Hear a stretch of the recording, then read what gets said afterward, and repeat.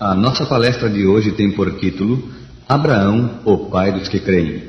Com a palavra agora para apresentá-la, Roberto Rabelo.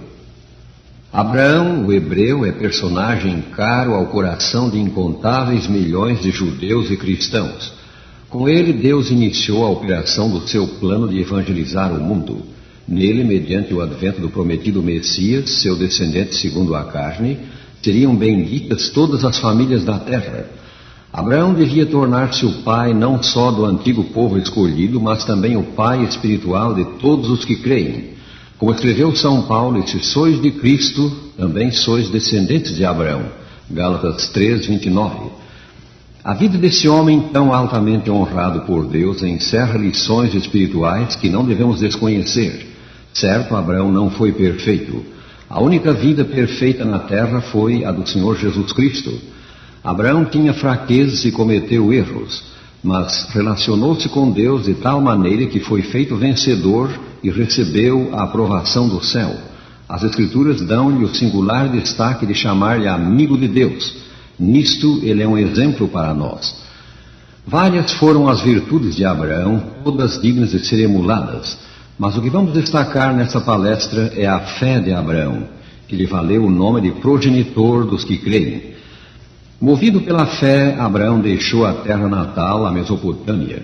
Deus lhe ordenou: sai da tua terra, da tua parentela e da casa de teu pai, e vai para a terra que te mostrarei. Gênesis 12, versículo 1. De Ur dos Caldeus, onde nasceu, próximo do Golfo Pérsico, ele subiu para Harã, uns 800 quilômetros mais perto das cabeceiras do Eufrates, e daí partiu para Canaã. Tanto Ur como Harã eram importantes centros comerciais. Em todo o fértil vale da Mesopotâmia havia uma civilização e um nível de vida relativamente elevados. Na montanhosa Palestina, com suas densas florestas, habitava um povo de outra raça e de nível cultural inferior.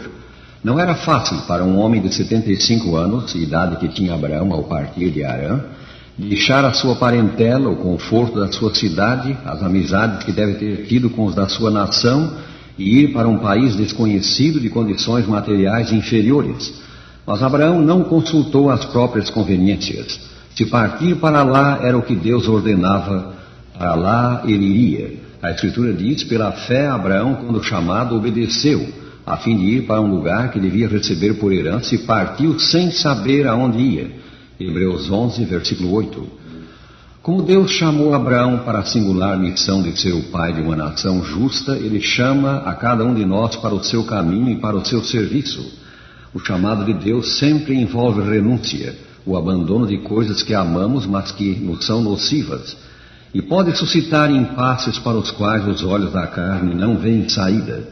Temos nós fé em Deus para fazer o que Ele ordena, sem medir as consequências? A fé de Abraão levou aquele servo de Deus a peregrinar em terra estranha. O grande alvo de sua vida era o reino celestial. Embora mantendo relações pacíficas com os cananeus, Abraão não se radicou na terra, não lhe adotou os costumes. Dono de muitos rebanhos e tendo ao seu serviço pelo menos 1 milhar de servos, ele não adquiriu terras, não construiu casa, não habitou qualquer das cidades da Palestina, mas morou em tendas, e não tomou para seu filho mulher dentre os naturais da terra. Como diz o autor sagrado, pela fé peregrinou na terra da promessa como em terra alheia, habitando em tendas com Isaque e Jacó, herdeiros com ele da mesma promessa, porque aguardava a cidade que tem fundamentos, da qual Deus é o arquiteto e o edificador. Hebreus 11, versículos 9 e 10. Qual foi o segredo da fé de Abraão? A resposta está na frase várias vezes repetida: edificou um altar ao Senhor. Onde quer que ia, o fiel patriarca erigia um altar para o culto de Deus. Pela manhã e pela tarde, ele reunia a sua casa, familiares e servos, para a oferta de sacrifícios no altar e para oração. Semelhantemente aos patriarcas da antiguidade, os que professam amar a Deus devem erigir um altar ao Senhor onde quer que armem a sua tenda. Se houve um tempo em que cada casa deve ser uma casa de oração, é hoje. Pais e mães devem muitas vezes erguer o coração a Deus em humilde súplica por si e também por seus filhos. Pela fé obteve Abraão o filho da promessa, Isaque.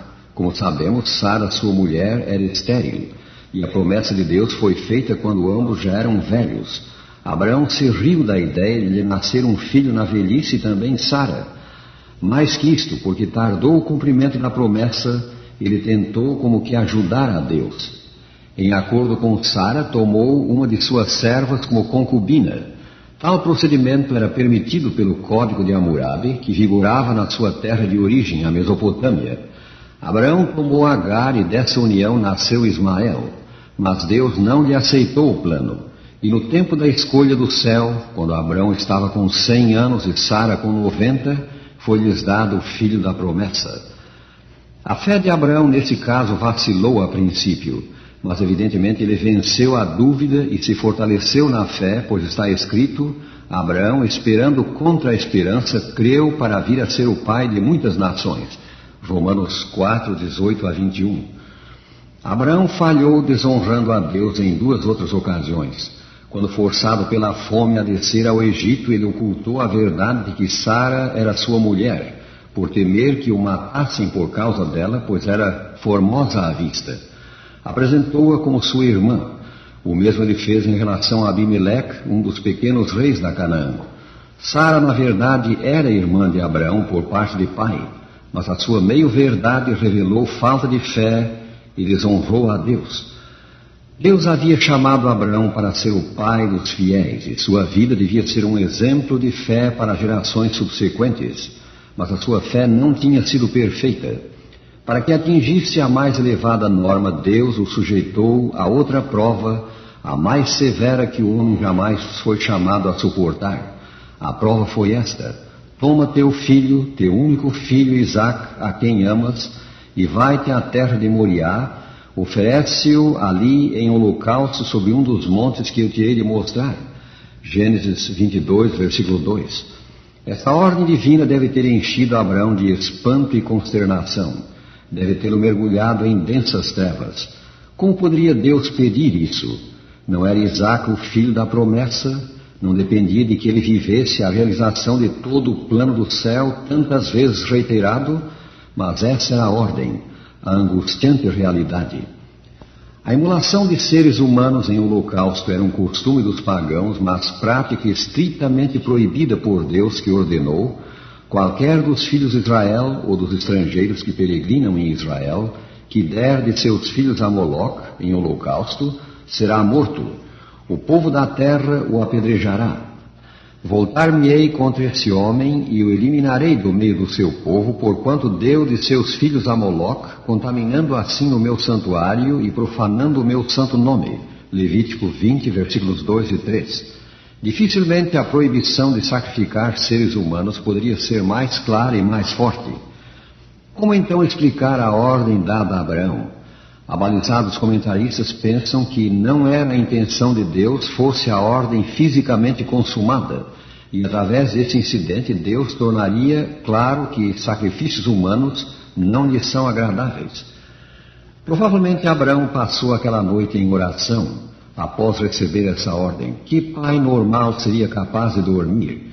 Então, levantando-se de madrugada e tendo preparado o seu jumento, tomou consigo 2 dos seus servos e a Isaque, seu filho, rachou lenha para o holocausto e foi para o lugar que Deus lhe havia indicado.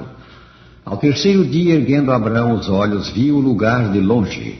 Era o sítio em que mais tarde seria erigido o templo de Deus em Jerusalém. Nesse ponto de onde viu o lugar, Abraão ordenou aos seus servos que se detivessem com o jumento e prosseguiu para o lugar só com o filho. Chegados lá, foi o altar erigido, a lenha posta sobre ele e a tremenda ordem revelada ao moço, que não resistiu. Abraão estava para executar a ordem quando o anjo do Senhor lhe bradou do céu: e nada lhe faças, pois agora sei que temes a Deus, porquanto não me negaste o teu filho, o teu único filho. Gênesis 22, versículos 11 e 12. Abraão passara a prova. Havia demonstrado que tinha inteira fé em Deus, em que Deus lhe ressuscitaria o filho. A Escritura diz: pela fé Abraão, quando posto à prova, ofereceu Isaque, estava mesmo para sacrificar o seu unigênito, porque considerou que Deus era poderoso até para ressuscitá-lo dentre os mortos, de onde também figuradamente o recobrou. A verdadeira fé leva à obediência, como está escrito: pela fé Abraão, quando chamado, obedeceu a fim de ir para um lugar que devia receber por herança. E pela fé ele obedeceu à ordem de Deus quanto ao filho. O apóstolo São Paulo fala da fé que atua pelo amor. Gálatas 5, versículo 6. A fé, unindo a Cristo, preenche a condição para sermos salvos. E o fruto da salvação é a obediência, obras de amorável obediência a Deus. Citando no outro ponto o exemplo de Abraão, a Escritura diz: não foi por obras que o nosso pai Abraão foi justificado quando ofereceu sobre o altar o próprio filho Isaque. Vês como a fé operava juntamente com as suas obras. Com efeito, foi pelas obras que a fé se consumou. São Tiago 2, 21 e 22. A perfeita fé no coração deve ser exibida pela perfeita obediência. Conceda o céu, meus amigos, que como Pai espiritual dos que creem, tenhamos sempre inabalável fé no que Deus ensina e no que Deus promete.